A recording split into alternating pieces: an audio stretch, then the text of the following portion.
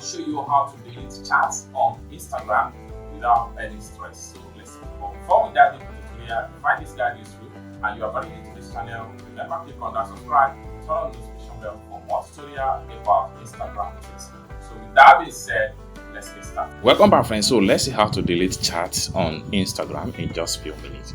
The first thing you need to do is to open up your Instagram. So I'm going to click on here to open my Instagram. Then having opened up your Instagram, next thing you need to do is to click on your chat box from the top right here. Then the next thing you need to do is to make sure you click on these three dots right here at the top.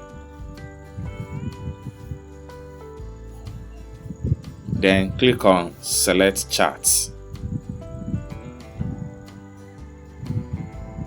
Then from the drop down here, you can simply select any chat you want to delete. Let's, for instance, I want to delete this particular chat. I'm going to click on the dots, on the circle. So having selected the chat, next thing you need to do is to click on delete at the bottom right here. So I'm going to click on delete. Then delete one chat. Make sure you click on delete.